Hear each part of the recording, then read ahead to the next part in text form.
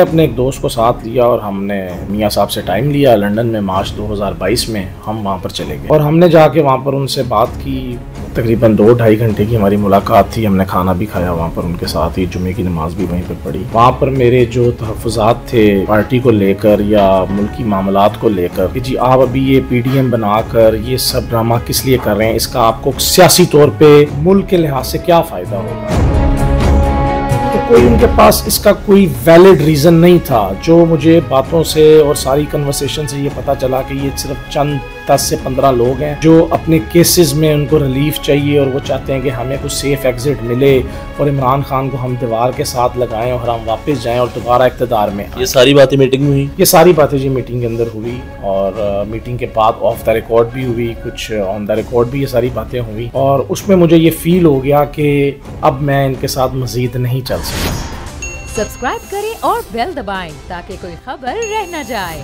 अस्सलाम वालेकुम नाज़रीन, मैं आपके मेज़बान अनस मुंदर, आप देखें हैं बोल न्यूज़। हमारे साथ मौजूद हैं अली वासिफ शाह जो कि पिछले चंद सालों से ख्वाजा साद रफीक और मरियम नवाज साहिबा की कोर टीम के साथ थे। अचानक क्या हुआ कि इन्होंने आज फैसला कर लिया है कि तो PTI को इन्होंने ज्वाइन किया है और नून लीग को खैरबाद कर दिया है। बड़ा पुराना ताल्लुक था इनका, कोई ऐसा मौका नहीं था, कोई ऐसी पेशी मरियम नवाज साहिबा की या ख्वाजा साहब की ऐसी कोई पेशी नहीं थी जिस जगह पे ये मौजूद ना हो और पूरी नुमाइंदगी थी इनकी, कारकुनों को लेकर आते थे। लेकिन आज इन्होंने ये फैसला कर लिया है कि ये नून लीग को खैरबाद करके PTI को ज्वाइन कर लिया है। ऐसा क्या हुआ, क्या वजूहात बनी, इन्होंने PTI को ज्वाइन किया और उसी के साथ इनका 40 साल से नून लीग के साथ बड़ा बेहतरीन ताल्लुक था, खानदानी ताल्लुक था और नवाज साहब से मुलाकातें इनकी काफ़ी रही हैं और हाल ही में भी नवाज साहब के साथ इनकी मुलाकात रही और मरियम नवाज साहिबा से भी इनकी मुलाकातें रहती रही हैं। तो ये बताएं कि क्या हुआ, इतना पुराना ताल्लुक था, मरियम नवाज साहिबा की कोई ऐसी पेशी नहीं जहाँ पे आप मौजूद ना हो, ख्वाजा साहब के साथ बड़ा अच्छा ताल्लुक था, क्या हुआ कि PTI ज्वाइन कर लिया आज?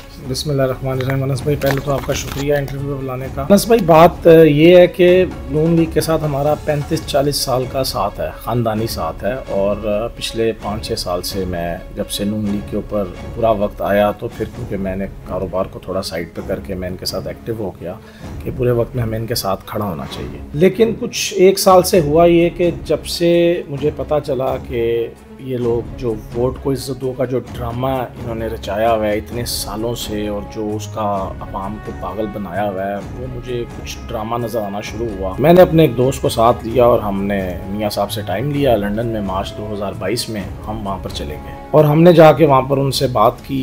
तकरीबन 2-2.5 घंटे की हमारी मुलाकात थी। हमने खाना भी खाया वहाँ पर उनके साथ ही, जुमे की नमाज भी वहीं पर पढ़ी और वहाँ पर मेरे जो तहफ़्फ़ुज़ात थे पार्टी को लेकर या मुल्की मामलात को लेकर कि जी आप अभी ये PDM बनाकर ये सब ड्रामा किस लिए कर रहे हैं, इसका आपको सियासी तौर पर या मुल्क के लिहाज से क्या फ़ायदा होगा। तो कोई उनके पास इसका कोई वैलिड रीज़न नहीं था। जो मुझे बातों से और सारी कन्वर्सेशन से ये पता चला कि ये सिर्फ चंद 10 से 15 लोग हैं जो अपने केसेस में उनको रिलीफ चाहिए और वो चाहते हैं कि हमें कुछ सेफ एग्जिट मिले और इमरान खान को हम दीवार के साथ लगाएं और हम वापस जाएं और दोबारा इक़्तिदार में आएं। ये सारी बातें मीटिंग में हुई? ये सारी बातें जी मीटिंग के अंदर हुई और मीटिंग के बाद ऑफ द रिकॉर्ड भी हुई, कुछ ऑन द रिकॉर्ड भी ये सारी बातें हुई। उसमें मुझे ये फील हो गया कि अब मैं इनके साथ मज़ीद नहीं चल सकता। जब मैं वापस आया तो फिर मैंने बाकी कुछ और लोगों से भी मुलाकात करने की कोशिश की, लेकिन क्योंकि उनको आइडिया था कि मैं इनके साथ अब इख्तलाफ कर रहा हूँ। फिर जब इन्होंने दोबारा ये ज़िमनी इलेक्शंस में टिकट्स दी, इन्होंने बांटी और कुछ लोटों को इन्होंने टिकट्स दी और जब मैंने उसके ऊपर एहतजाज किया पार्टी के अंदर भी, कुछ सोशल मीडिया पे भी, तो मेरे ऊपर प्रेशर आया जी कि आप ये अपनी पोस्ट को डिलीट करें और आप इस तरह पार्टी पॉलिसी के खिलाफ मत जाएं। सर मैं रोकूँ यहाँ पे, कोई ऐसी वजह तो नहीं थी कि आपको टिकट नहीं मिला जिसकी वजह से आप छोड़ के यहाँ आ गए?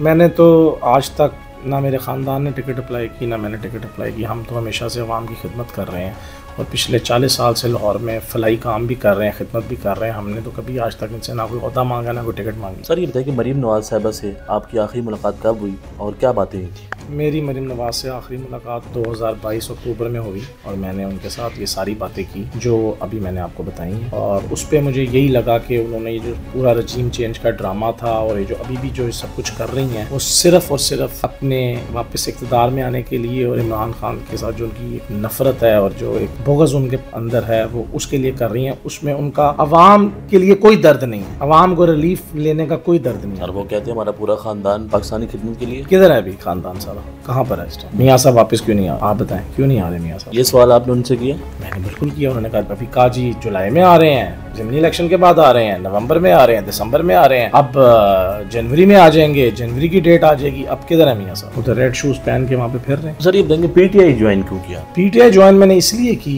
कि पीटीआई मुझे ये जो पहले मैं समझता था कि ये एक नजरियाती जमात नहीं है और ये वाकई मतलब कि एक हकीकी आज़ादी की तहरीक नहीं है, ये शायद कोई ड्रामा है या कोई बबल है, लेकिन जिस तरह इमरान खान ने सही वोट को इज्जत दो की जो जंग लड़ी है पिछले 1 साल के अंदर, उसने मेरा दिल बदल दिया। यकीन करें। वाकई?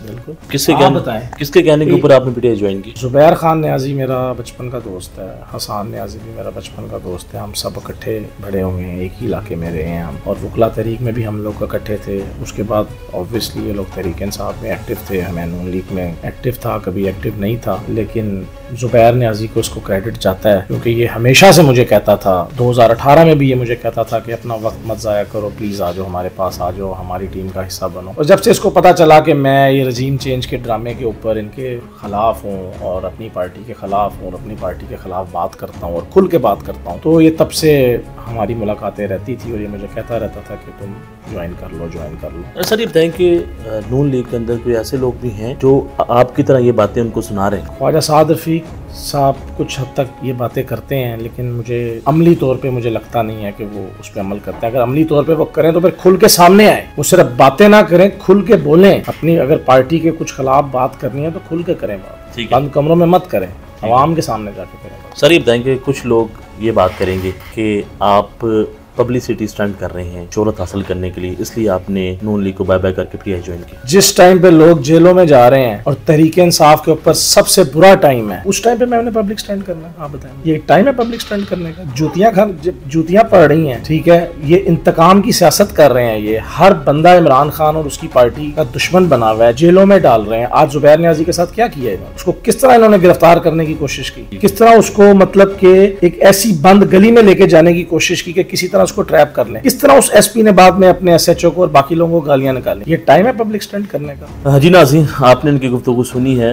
इनका ये कहना है कि जो नून लीग का एक नारा था कि वोट को इज्जत दो, वो नारा खत्म हो चुका, जिसकी बुनियाद के ऊपर इन्होंने आज फैसला किया कि ये इमरान खान को सपोर्ट करेंगे, पीटीआई को सपोर्ट करेंगे, और आज से ये पीटीआई का हिस्सा बन चुके हैं। और इनका ये कहना है कि इमरान खान साहब बेहतर काम कर रहे हैं, और पिछले 1 साल से जिस तरह इमरान खान साहब को निकाला गया ये सबके सामने है। और इनका ये कहना है कि नवाज शरीफ साहब से जो एक मीटिंग हुई उसके अंदर जो बातें डिस्कस हुई वो यही थी कि अपने केसेस के अंदर कैसे रिलीफ हासिल करना है। तो फैसला आपने करना है, तो देखते रहे बोल न्यूज़। अल्लाह हाफिज़। इम्पोर्टेड हुकूमत और उनकी हवारियों की अदलिया के खिलाफ हर्जा सराई, मरियम नवाज की अदलिया और फाजिल जज साहिबान पर शदीद तनकीद। इस घिनौनी साजिश को बेनकाब करने पर बोल को एक दफा फिर नशरियात की बंदिश का सामना करना पड़ रहा है। बोल अदलिया की इज्जत के लिए खड़ा है और खड़ा रहेगा।